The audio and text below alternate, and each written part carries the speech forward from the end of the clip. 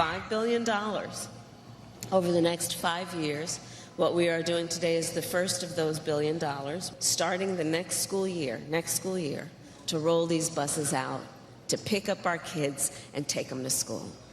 All right, well, that was Vice President Kamala Harris. That was back in October when she was announcing $1 billion in taxpayer funds to go towards the administration's electric school bus plan. But only a few months later, one of Michigan's largest school districts is sounding the alarm about significant performance issues, to put it delicately, about that expensive electric fleet. Let's bring in Aric Nesbitt, the Michigan State Minority Leader, and Bjorn Lomborg, president of Copenhagen Consensus and author of the new book, Best Things First. Okay, I'll ask you about that in a minute because you're offering big-time solutions in that book, and that's really important. First to the state senator, though, Bjorn, I want to get this story from you, Senator, about what the administration called a total game changer. At the time of the announcement, $1 billion goes to these school districts to buy 2,300 electric school buses. And now what's happening with the school buses? Yeah, so what we're seeing in Ann Arbor, which is a liberal bastion in southeast Michigan with the University of Michigan that's there. And so these left-wing environmentalists are going to try to make this work no matter what. But the school buses cost about 5 times more than your traditional school buses, which is, again, a ridiculous amount of money being spent. A lot of this technology is coming from Secretary Granholm, our former governor, Governor Granholm, a company that she owned millions of dollars worth of stock in before. But what we're finding is that they're 5 times more expensive than traditional buses. They're breaking down a lot more often.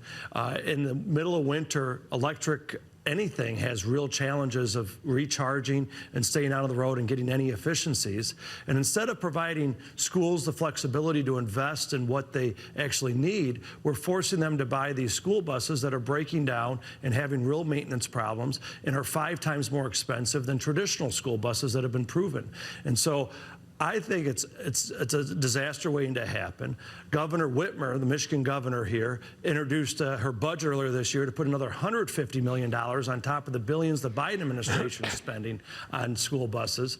And just 2 weeks ago, the Michigan Senate, the Republicans in the Michigan Senate offered an amendment to say, instead of spending $75 million on these electric school buses, that we should go ahead and use that money for scholarships for reading and learning loss. And I think it's a travesty that every Democrat voted against that amendment. I'm looking at these pictures of the school bus, and I'm reminded in all the reporting about this that this doesn't cover all the expenses required.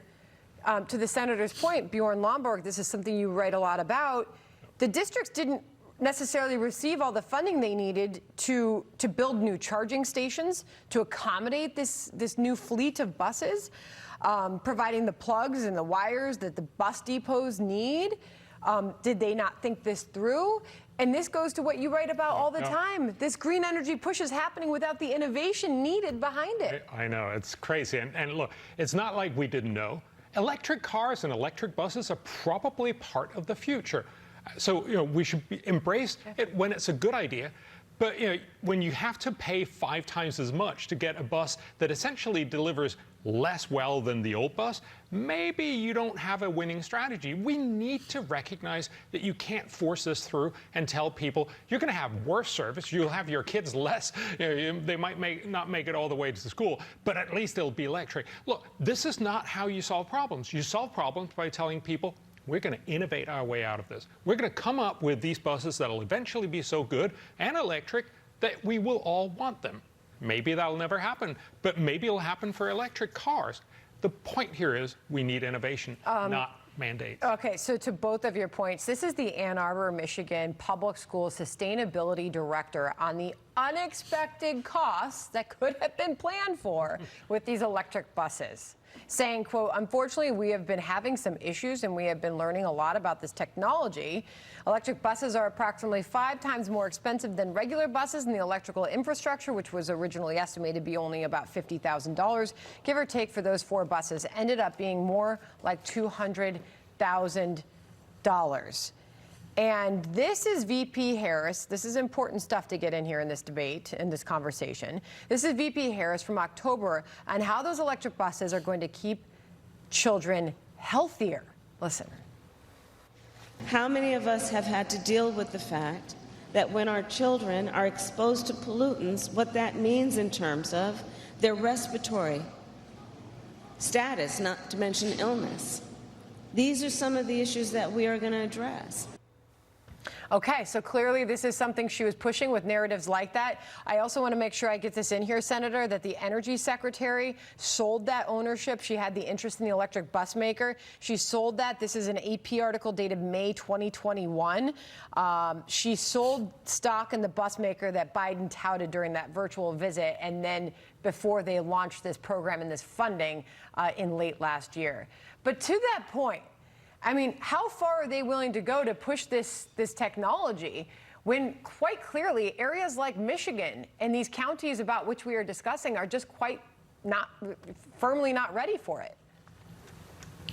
Well, this is part of the challenge is that, one, it's not technology neutral. If the economy and the market allows this to grow, then it makes sense. So the innovation of the American worker is just unbelievable. However, there's full subsidies on the front side. There's a brand new Ford plant that the Michigan governor has, an EV plant that the Michigan governor has provided $1.8 billion of subsidies. That's $700,000 per job. A recent Goldman Sachs notes, as discussed in the Wall Street Journal recently, says that federal subsidies from the Inflation Explosion Act that Biden signed last year will likely result in another $1.3 billion. $1.3 billion of annual tax subsidy for Ford, which will make the cars about 35% less expensive than now, but still 17% more expensive than the internal combustion engine. Really, and that's why they need those tax credits on the other side. Really important stuff. I've got 10 seconds left. The solution? There's lots of solutions. Look, we should invest in innovation for climate, but there's a lot of other problems in the world. You know, lots of people not studying, not getting enough food, not getting healthy lives. And those are all the things I write about in Best Things First. Such a great point. Thank you for the book. I'll be reading this, sir. Thanks to have you. Great to have you here in New York, by the way, Bjorn. And Senator, thanks for joining us from Michigan. Appreciate it. Thanks for having us on. All right, John.